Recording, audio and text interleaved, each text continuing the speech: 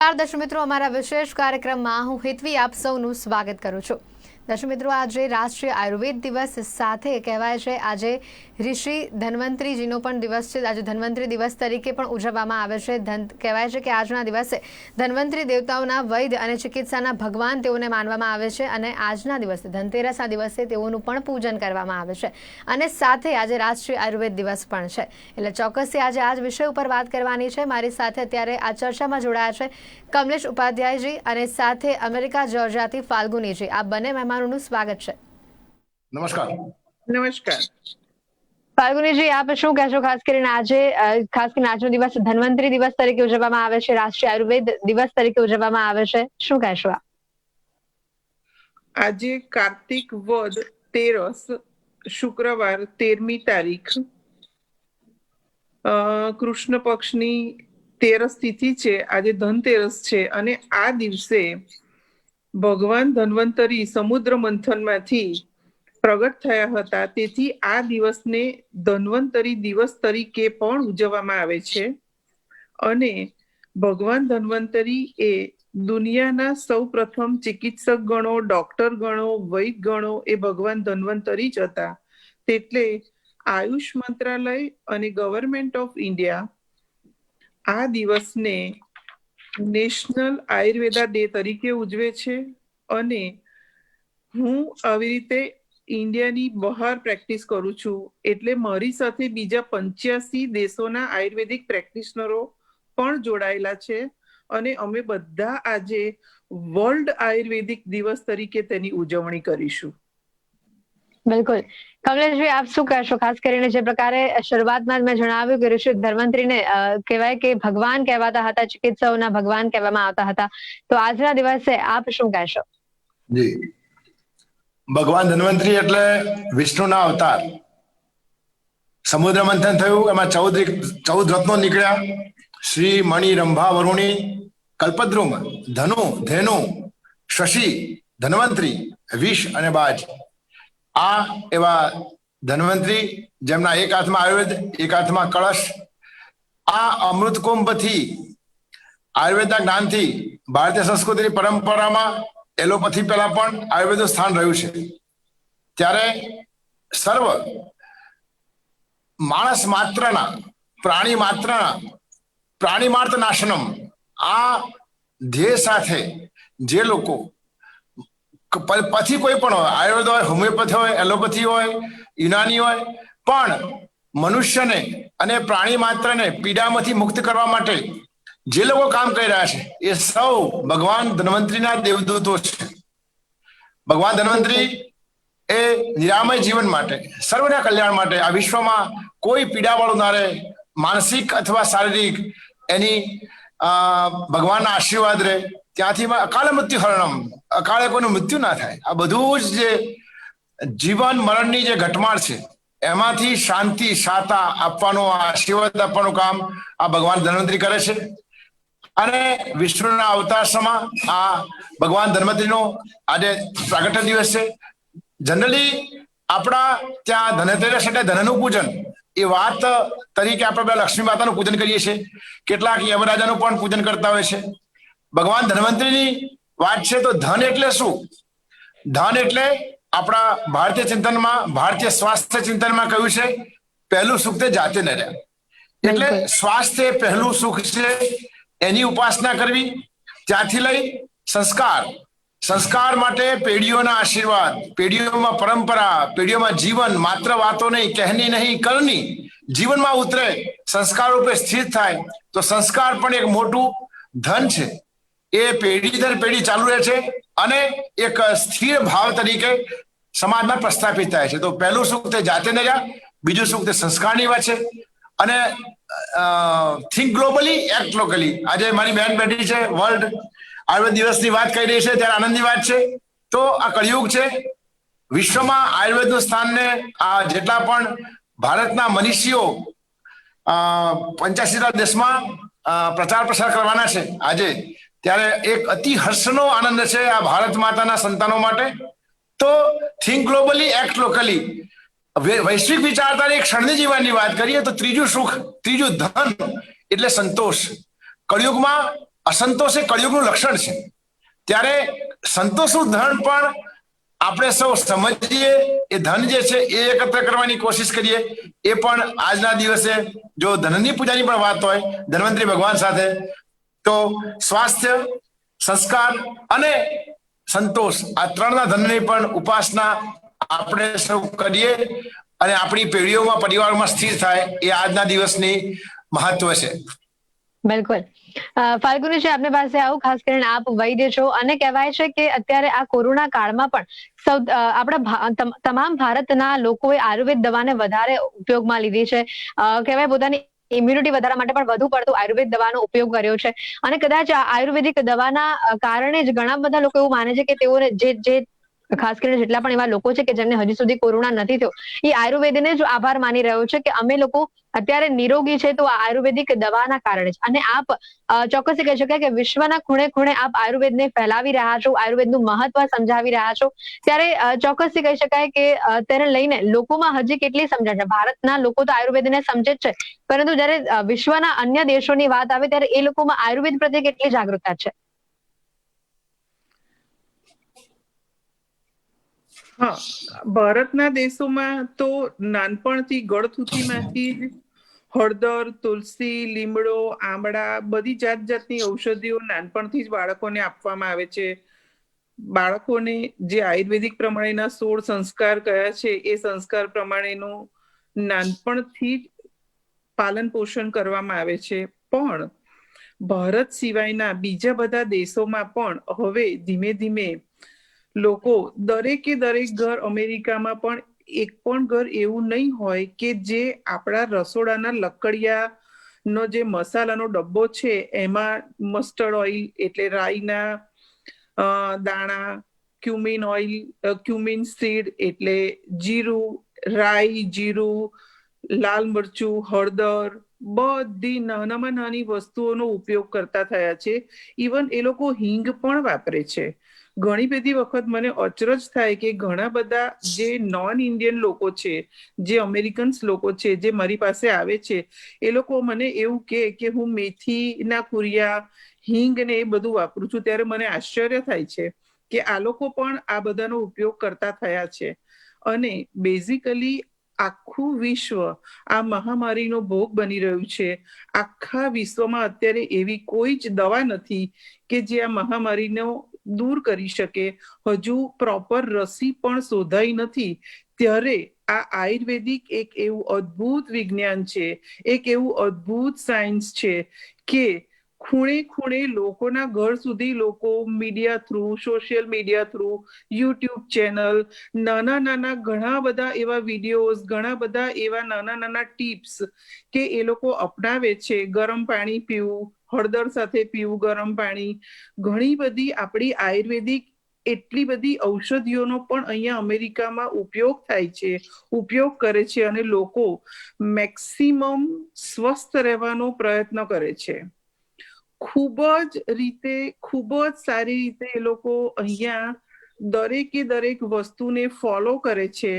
નાનામાં નાની વસ્તુ જેવી કે ઋતુચર્યા, દિનચર્યા, કઈ ઋતુમાં કયું ઔષધ લેવું, કઈ ઋતુમાં કયો આહાર લેવો, બધું જ બહુ જ સરસ ફોલો કરે છે. અને અમુક એવો વર્ગ પણ છે કે જે માત્ર આયુર્વેદિકને જ, જે માત્ર નેચરોપેથીને જ ફોલો કરે છે. એટલે આ મહામારીમાંથી હું તો એવું કહું કે આયુર્વેદિક વિશ્વના ખૂણે ખૂણે પહોંચે અને અમારા જેવા વૈદ જે બહાર પ્રેક્ટિસ કરે છે, જે મારી સાથે બીજા ઘણા બધા આયુર્વેદિક પ્રેક્ટિશનરો જોડાયેલા છે, અમારા લોકોનું એક બહુ સરસ મોટું ગ્રુપ છે. અને અમે ગ્રુપમાં ઘણી બધી વસ્તુઓ ડેઈલી શેર કરીએ છીએ અને નાનામાં નાની વસ્તુઓ પણ લોકો સુધી પહોંચાડીએ છીએ. બિલકુલ. ફાલ્ગુનીજી, ચોક્કસથી જાણીને ઘણું જ આનંદ થાય છે, કારણ કે ભારતે સમગ્ર વિશ્વને આયુર્વેદ વિજ્ઞાન આપ્યું છે અને જ્યારે એનો દેશના ખૂણે ખૂણે, વિશ્વના ખૂણે ખૂણે જ્યારે તેનો ઉપયોગ થઈ રહ્યો છે, ત્યારે એક ભારતીય તરીકે ચોક્કસથી ખુશી થાય. ચોક્કસથી ફાલ્ગુનીજી, આપ કેટલા વર્ષોથી ખાસ કરીને આયુર્વેદ જગત સાથે સંકળાયેલા છો અને હાલ આપ ક્યાં પ્રેક્ટિસ કરો છો? હું છેલ્લા 28 વર્ષથી આયુર્વેદ જગત સાથે જોડાયેલી છું. અને હાલમાં હું જ્યોર્જિયા સ્ટેટના એથેન્સ નામના એક નાનકડા ગામમાં આયુર્વેદિક સેન્ટર ચલાવું છું. અને આ સાથે હું યોગ સાયન્સ, જ્યોતિષ વિદ્યા અને અમુક જગ્યાએ હું આયુર્વેદિક સ્કૂલોમાં પણ આયુર્વેદિક ભણાવવા જઉં છું અને આયુર્વેદિક બધી જ થેરાપીઝ હું કરું છું. આયુર્વેદિકની બધી જ કાસ્ટ ઔષધિઓની દવાઓનો પણ ઉપયોગ હું અહીંયા ભરપૂર કરું છું અને મારું મેઇન કામ છે વધારે કાઉન્સેલિંગ કરવાનું, વધારે લોકોને આયુર્વેદિક અપનાવવાનું કહેવાનું, વધારે જીવનશૈલી આયુર્વેદિક અપનાવવાનું કહેવાનું, વધારે આહાર વિહાર એ બધું જ હું લોકોને શીખવાડું છું અને બેઝિકલી ઓથેન્ટિક આયુર્વેદિક ફૂડ કેવી રીતે બનાવવું અને એ કેવી રીતે ખાવું એ હું ખાસ શીખવાડું છું. એના પણ હું ક્લાસીસ ચલાવું છું અને લોકોને એનો પણ પ્રચાર કરાવડાવું છું. આ સિવાય ઘણી બધી આપણી ઇન્ડિયન સંસ્થાઓ પણ છે, ઘણી બધી NGO ફર્મ પણ છે. મને કહેતા ખૂબ ગર્વ થાય છે કે ગયા વર્ષે હું, આ વર્ષે તો આ મહામારીને કારણે એ બધા પ્રોગ્રામ કેન્સલ રહ્યા હતા, પણ ગયા વર્ષે હું 2019માં 2018ના ઓગસ્ટમાં સ્વામિનારાયણ સંપ્રદાયના મંદિરોમાં એક એ લોકો હેલ્થ ફેર રાખે છે કે જે સિનિયર સિટીઝન હોય કે જે લોકો પાસે હેલ્થ ઇન્સ્યોરન્સ નથી અને જે લોકોને આ સેવા જોઈએ છે, જે લોકોને આ સેવાનો લાભ ઉઠાવવો છે, એવા લોકો, ઇન્ડિયન લોકો પણ આવે છે અને નોન ઇન્ડિયન લોકો પણ આવે છે. એમાં બધી પેથીના ડોક્ટર્સ આવે છે, લાઈક રેડિયોલોજીસ્ટ હોય, ફિઝિશિયન હોય, ગાયનેકોલોજીસ્ટ હોય, બધા જ હોય. પણ મને એક કહેતા એટલું બધું ગર્વ અનુભવું છું કે એમાં એ લોકો એક આયુર્વેદિક કાઉન્ટર પણ રાખે છે અને એમાં એઝ અ આયુર્વેદિક ફિઝિશિયન તરીકે, આયુર્વેદિક પ્રેક્ટિશનર તરીકે હું વોલેન્ટરી સેવા આપવા પણ જઉં છું. અને ઘણા બધા આપણા હિન્દુઓના, ઇન્ડિયન્સના સિનિયર સિટીઝન હોમ છે જ્યાં ઘણા બધા ઘરડા લોકોને પણ જરૂર છે આ બધી આયુર્વેદિક ચિકિત્સાની, આયુર્વેદિક દવાઓની. ત્યાં પણ હું વોલેન્ટરી કામ કરવા માટે અમેરિકાના દરેક સ્ટેટમાં જઉં છું. બિલકુલ કમલેશજી, જે પ્રકારે ફાલ્ગુની જે વાત કરી રહ્યા છે કે અમેરિકા જેવા દેશોમાં પણ આયુર્વેદને જયારે આટલું મહત્વ આપવામાં આવ્યું છે, ત્યારે ચોક્કસથી કહી શકાય કે હવે આપણા ભારત દેશનું આયુર્વેદ વિજ્ઞાન એટલું બધું વિકસી ગયું છે અને કદાચ એને હવે પ્રમોટ કરવાની જરૂર પણ નથી, કારણ કે લોકો આ સાયન્સને માને છે. છતાં પણ આજે ખાસ કરીને ધન્વંતરી દિવસ, આયુર્વેદ દિવસ ઉપર આયુર્વેદને પ્રમોટ કરવું હોય તો આપ શું કહેશો? હેલો. જી કમલેશજી. હા, આ 21મી સદી એ સમન્વયની સદી છે. હેલો. બિલકુલ બિલકુલ, જણાવશો, આપનો અવાજ આવે છે. ત્યારે દરેક આયુર્વેદ એમ કીધું છે, વિશ્વમાં જ્યાં માનવ વસ્તી છે અથવા જીવનનું અસ્તિત્વ છે ત્યાં એના નિર્વહન માટે અને એના ઉપચાર માટે ઔષધિ અને ખોરાક બંને ઉપલબ્ધ છે. આજે એક ડાયાબિટીસ માટે ગોળી ખાઈ લીધી એ પૂરતું નથી, એને અનુરૂપ એનું જીવનશૈલી, એના પ્રમાણે મગજ, રોજની કસરત, આહાર વિહાર, આ બધી જ વાતો પણ આયુર્વેદ સમગ્રતાથી આયુર્વેદનું ચિંતન રહ્યું છે.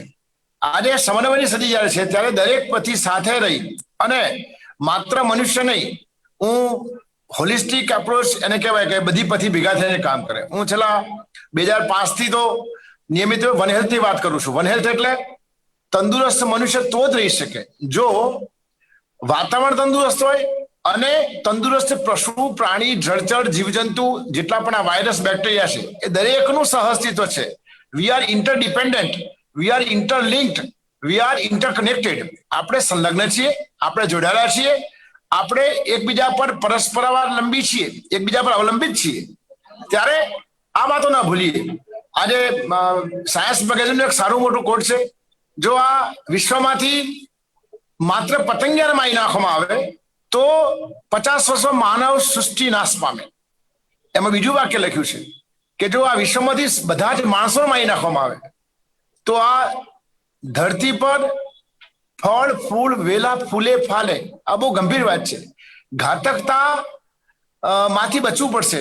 આજે કોવિડ જેવો જે વાયરસ અત્યારે જે વિનાશક તરીકે ઉભરી રહ્યો છે વિશ્વમાં, અત્યારે આખું વિશ્વ એનાથી ત્રસ્ત છે, ત્યારે આ વાતો એ ઝૂનોટિક ઇન્ફેક્શન છે. ઝૂનોટિક ઇન્ફેક્શન એટલે જે વાયરસ, બેક્ટેરિયા પશુ, પક્ષી, પ્રાણી, જળચર બધામાં જઈ શકે એને ઝૂનોટિક ઇન્ફેક્શન કહેવાય. આવા ઝૂનોટિક ઇન્ફેક્શન 10 વર્ષે, 40 વર્ષે આવે. છેલ્લા 200 વર્ષમાં આવી 10 મહામારી આવી છે. ત્યારે આયુર્વેદની વાતો, ભારતમાં જીવનશૈલીની વાતો, જીવનશૈલી આધારિત રોગો જેવા કે ડાયાબિટીસ, બ્લડ પ્રેશર, માનસિક તણાવ, કેન્સરની વાતો, આ બધી જ આજના પરિપ્રેક્ષ્યમાં એટલી જ સુચારુ રૂપ છે એને સમજવી સમગ્ર વિશ્વ જરૂરી છે. ત્યારે સ્વાસ્થ્ય બે પ્રકારનું હોય, વ્યક્તિગત સ્વાસ્થ્ય હોય અને સામાજિક સ્વાસ્થ્ય હોય. તો માનસિક સ્વાસ્થ્ય અને શારીરિક સ્વાસ્થ્ય, તો આ બધી જ વસ્તુઓ બહુ ઇમ્પોર્ટન્ટ છે. આપણે ત્યાં આ સમગ્ર માનવ જાતિના, એટલા માટે સર્વે ભવંતુ સુખીનાની વાતો કરીએ છીએ. માત્ર સર્વે માનવા ભવંતુ સુખીના કહેતા નથી, સર્વે ગુજરાતી ભવંતુ સુખીના કહેતા નથી, સર્વે હિન્દુ ભવંતુ સુખીના કહેતા નથી. આપણે કહીએ છીએ સર્વે ભવંતુ સુખીના. એટલે જેટલા પણ અહીંયા ચર અચર સચરાચર આ વિશ્વમાં જેટલી પણ જળ ચેતન, જેટલું પણ પ્રકૃતિના જેટલા પણ આયામો છે એ બધામાં શાંતિ જળવાય, બધા સુખાકારી રહે, એવી પ્રાર્થના કાયમ ભારતીય સંસ્કૃતિએ કરી છે. આ વાત આપણા સૌ માટે ગર્વની અને મહત્વની વાત છે. પુનઃ દરેક પથ્થીના લિમિટેશન્સ પણ છે. હાર્ટ એટેક આવ્યો હોય, એન્જિયોપ્લાસ્ટીની જરૂર હોય, ત્યાં આયુર્વેદનું સીધું કામ નથી. એટલે ફાયર બ્રિગેડનું કામ આવે ત્યાં ફાયર બ્રિગેડનું કામ કરે, અને રોગ ન થાય અથવા થયા પછી પણ આયુર્વેદ કે હોમિયોપેથીનું દરેકનું એક સ્થાન છે.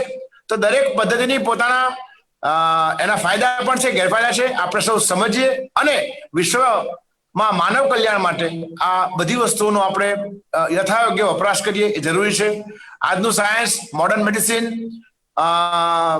એવિડન્સ બેઝ મેડિસિનની વાતો કરે છે, ત્યારે આપણે સૌએ પણ ધ્યાન રાખવું પડશે કે માત્ર દાવો કરવાથી નહીં મટે. આયુર્વેદમાંથી પણ જેટલા પણ પીણાની વાત હોય કે કોઈ દવાની વાત હોય તો એને પ્રોસ્પેક્ટિવ સ્ટડી સાથે પુરવાર કરીને મૂકવું પડશે કે આ વસ્તુ કેટલી ફાયદાકારક છે કે એમાંથી કોઈ નુકસાન છે કે, આ બધી વાતો અત્યારે જરૂરી છે. જી ફાલ્ગુનીજી, ખાસ કરીને જે રીતે આપે વાત કરી, આપ ખાસ આયુર્વેદિક ડોક્ટર છો, તો આજના દિવસે આયુર્વેદિક ડોક્ટર તરીકે આપ શું ફાળો આપશો?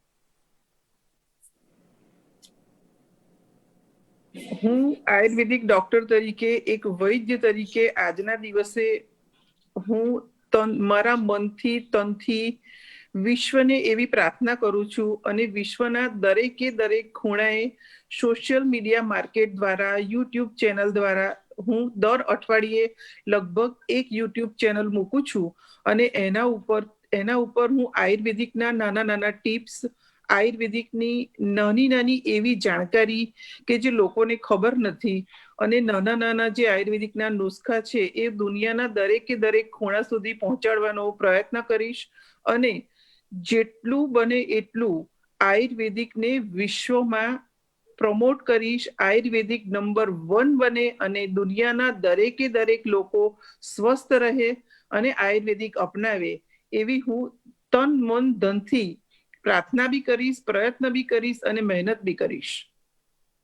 ફાલ્ગુનીજી, આપ ખાસ કરીને અમેરિકા સિવાય બીજા દેશોમાં પણ કઈ રીતે પ્રેક્ટિસ કરો છો? જેમ આપે જણાવ્યું હતું કે આપ છેલ્લા 28 વર્ષથી આ આયુર્વેદિક જગત સાથે સંકળાયેલા છો, અન્ય દેશોમાં પણ આ પ્રેક્ટિસ કરી રહ્યા છો, તો એ કઈ રીતે આપ મેનેજ કરો છો?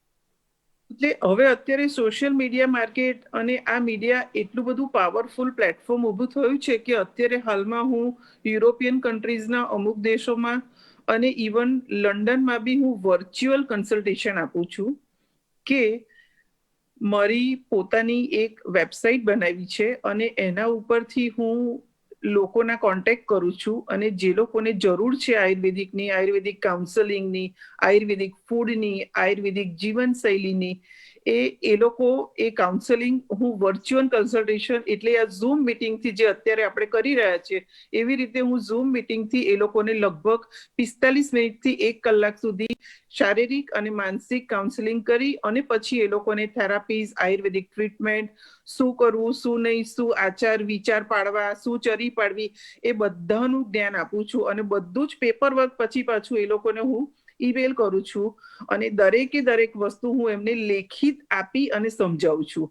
પણ મારી પાસે લગભગ 90% લોકો નોન ઇન્ડિયન છે, એટલે ભારતીય લોકો નથી. એટલે મારે 90% લોકોને આપણી જીવનશૈલી કેવી રીતે જીવવી સમજાવી, આ દવાનો ઉપયોગ કેવી રીતે કરવો, ક્યારે કરવો, કેવી રીતે કરવો, કેટલા સમય માટે કરવો, એ આખું જ હું પ્લેટફોર્મ રેડી કરી અને પછી એ લોકોને લાંબા સમય સુધી આયુર્વેદિક સાથે જોડાયેલા રહે એવો પ્રયત્ન કરું છું.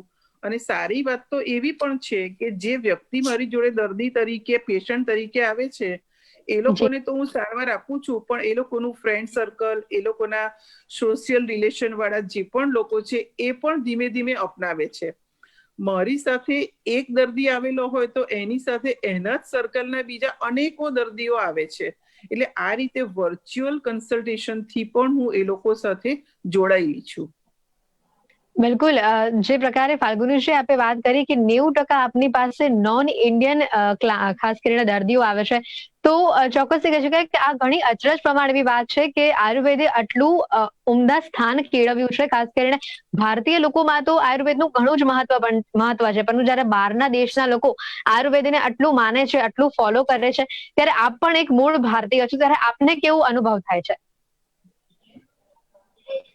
એક ભારતીય તરીકે, એક હિન્દુ ભારતીય તરીકે હું ખૂબ જ ગર્વ અનુભવું છું અને મને એટલી બધી ખુશી થાય છે અને હું એટલું બધું મને સારું પણ લાગે છે અને એટલું બધું મને મારી પોતાની સંસ્કૃતિ વિશે માન થાય છે કે હું એટલું બધું જાણું છું કે હું આજે વિશ્વના દરેક લોકોને આયુર્વેદિક પ્રેક્ટિસ માટે, આયુર્વેદિક જીવનશૈલી, આયુર્વેદિક દવાઓ, આયુર્વેદિક ચિકિત્સા માટે હું પ્રોત્સાહન કરું છું. ગઈકાલની જ વાત કરું, મારી પાસે એક આફ્રિકા ઝાંઝીબારથી એક ક્લાયન્ટનો ફોન હતો. હવે એ આફ્રિકા ક્લાયન્ટનો ફોન હતો, એ લોકો એટલું બધું ડીપ જાણતા હતા કે મને એટલું બધું આશ્ચર્ય થયું કે એણે પોતાના શરીરની પ્રકૃતિ, શારીરિક અને માનસિક પ્રકૃતિ પણ કીધી મને ફોન ઉપર અને મને કીધું કે મારી આવી રીતે પિત્ત અને વાત પ્રકૃતિ છે અને મારું માઇન્ડ છે, મારી માનસિક પ્રકૃતિ પિત્ત પ્રકૃતિ છે અને હવે આ પ્રકૃતિ પ્રમાણે મારો કેવો આહાર લેવો, મારે શું કરવું, મારે કઈ દવાઓ લેવી, મારે સ્વસ્થ રહેવા માટે શું કરવું, એ મને આખું હેલ્થ કાઉન્સેલિંગ કરો. એટલે મને એટલી બધી ખુશી થઈ કે ભાઈ એક ભારતીય વૈદ્ય તરીકે આવી રીતે હું આફ્રિકાના એક નાના ગામડા સુધી પહોંચી અને એ લોકોને આયુર્વેદિકનું જ્ઞાન આપ્યું, એ જ મારા માટે બહુ ગર્વની વાત છે અને એ જ મારા માટે હું આયુર્વેદ જગતને વિશ્વમાં શ્રેષ્ઠ અને ઉત્તમ અને આગળ લાવું એવો હું પ્રયત્ન કરું, એ જ હું અનુભવું છું, એ જ હું ઈચ્છું છું.